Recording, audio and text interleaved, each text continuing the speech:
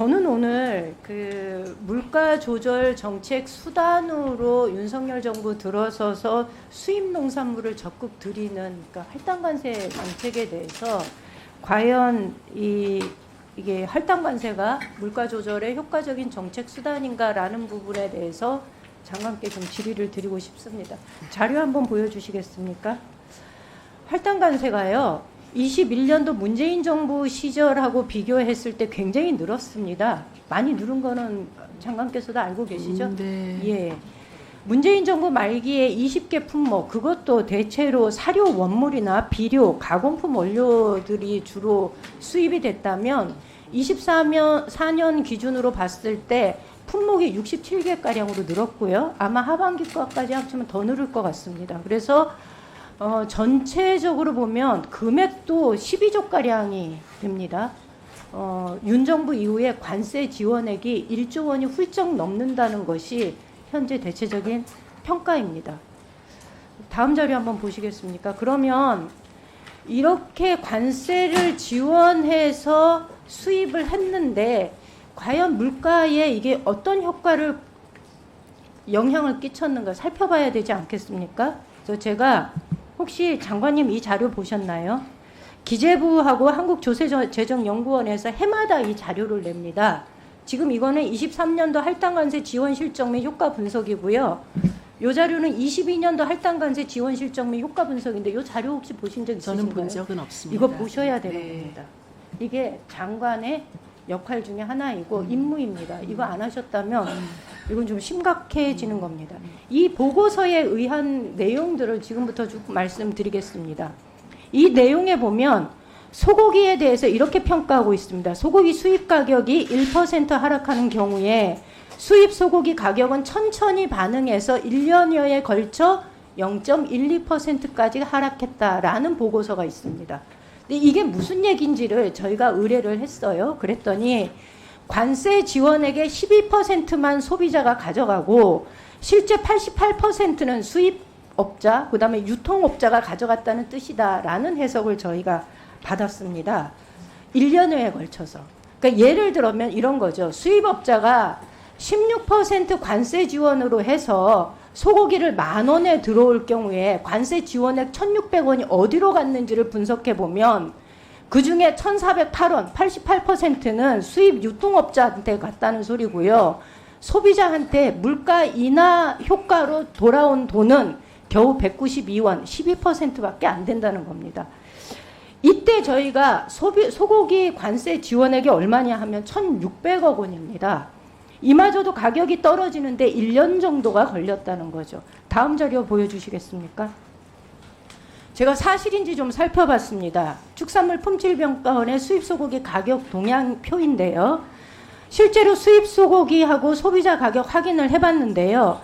수입할 때 가격 파란 거 맨 밑에 있는 게 꾸준하게 7월부터 수입이 되었거든요. 22년 7월 달에 윤 대통령이 미국에 갔다 오고 나서 이게 전면적으로 할당 관세가 도입된 겁니다. 그래서 가격이 쭉 내려갑니다. 그런데 수입 가격은 하락하는 반면에 오히려 미국산 소고기 소비자 가격과 호주산 소고기 소비자 가격은 오릅니다. 그러니까 결론적으로 수입 가격과 소비자 가격이 연동하지 않는다는 겁니다. 그러면 국내 소고기에는 어떤 영향을 미쳤는지 한번 보시겠습니다. 21년도에 할당 관세 수입이 시작되기 전에는 키로당 21,169원이었습니다. 이거 등심 기준입니다. 그런데 할당 관세가 도입되고 나서 22년도에 수입되고 나니까 국내산 소고기 가격이 폭락을 거듭했습니다. 19,018원입니다. 요게요, 제가 계산을 좀 해봤어요. 요게 한 2,000원가량이 떨어진 건데 일반적으로 비유구의 경우 도체중을 520kg로 잡으면 110만 원가량의 농가 손실로 돌아간 겁니다. 조금 전에 존경하는 이병진 의원님 질의 중에 한 해에 도축되는 마리수가 90만 두라고 계산을 한다면 두당 110만 원을 계산하면 9,900억입니다. 약 1조가량의 손실이 축산 농가한테, 그것도 한우 생산 농가한테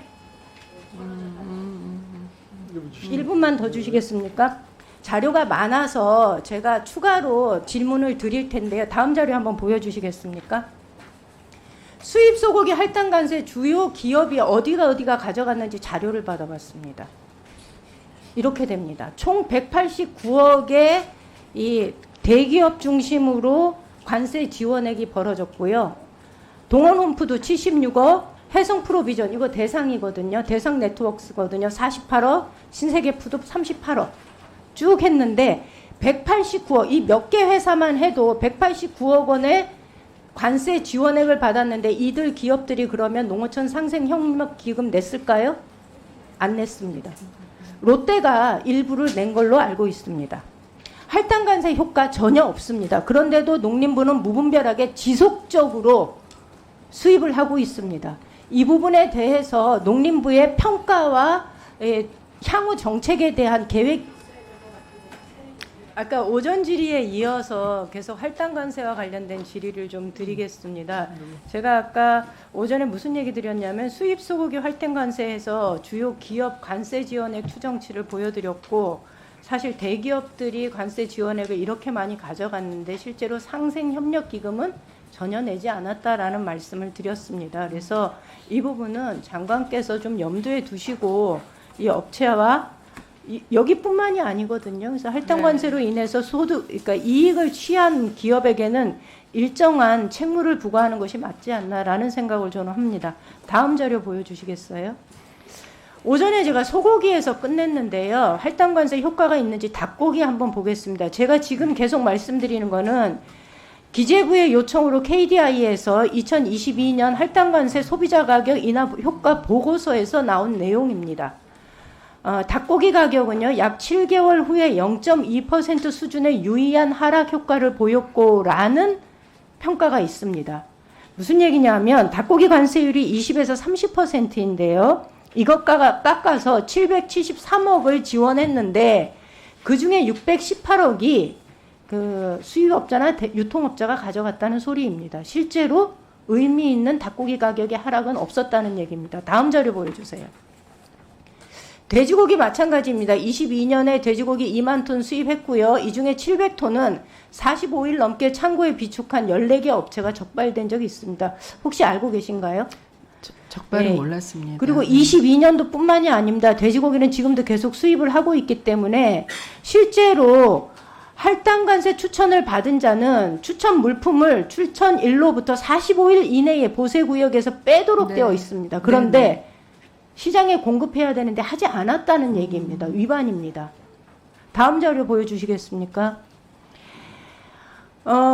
이게 농림부에서는요.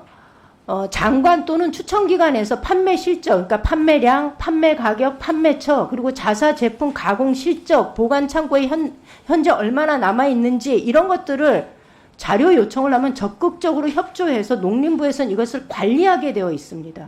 다시 말하면 수입을 해가지고 오는 데서 그치는 것이 아니라 수입된 농산물이나 축산물이 시장에 풀렸을 때 지금 어느 시점까지 가 있는지 남아있는 물량은 얼마인지를 농림부는 확인하게 되어 있다는 소리입니다. 네. 그런데 제대로 되어 있지 않습니다. 다음 자료 한번 보여주세요. 양파 한번 볼까요? 양파는요. 소비자 가격이 즉각 큰 폭으로 하락하였으나 지속성은 매우 낮았음. 당월부터 0.5%, 1개월 후에는 0.8%까지 하락했으나 3개월 후부터는 유의성이 사라짐. 다시 말하면 수입하고 나서 3개월 뒤에는요. 올랐습니다. 가격이 오히려. 다음 자료 한번 보여주세요. 그래서 KDI에서는 어떻게 보고를 하고 있냐 하면요. 본 보고서의 분석 결과는 가격 안정 효과와 거시경제 파급 효과가 최종 소비재 농산물보다 생산자에 대한 중간재 지원에서 더 효과적일 가능성을 시사한다. 이렇게 돼 있어요. 이게 무슨 얘기냐 하면요. 소고기나 돼지, 닭을 수입해서 소비자에게 지원하는 것보다 생산자들에게 생산 비용을 줄일 수 있는 중간재를 지원해주고 가격을 낮추게 하는 것이 훨씬 더 효과적이다라는 얘기를 KDI에서 이렇게 보고서를 제출했습니다. 그런데 농림부는 매우 안타깝게도 이런 사후 조치나 작업을 전혀 하지 않았습니다. 이 부분에 대해서 장관께서 답변해 주시기 바랍니다. 근데 할당관세 효과를 말하자면 아까도 말씀드린 것처럼 국내 농축산물의 수급이 상당히 문제가 생겼을 때 불가피한 경우에만 운영한다라고 말씀을 드렸고요. 그리고 저희가 추천을 하는데 소비자가 체감할 수 있도록 추천한 다음에 그냥 방치하는 게 아니고요. 예를 들면 여러 가지가 있습니다. 실소유자 배정을 한다 그러면 가장 빠른 신내에 물량을 도입하고 방출하고 그리고 방출 가격까지 이렇게 저희가 또 보고하도록 그렇게 하고 있습니다. 그래서 소비자 가격에 여하튼 할당관세로 인한 인하분이 소비자 가격에 반영되도록 관리를 하고 있습니다. 그리고 또한 이 농산물 특히 한우나 돼지 닭고기 이런 게 다 마찬가지인데요. 이게 바로 시장에 풀리기보다는 그야말로 중간재적으로요, 가공하는 회사들에서 이용할 수 있도록 그렇게 좀 운영을 하고 있습니다, 의원님. 그래서, 예.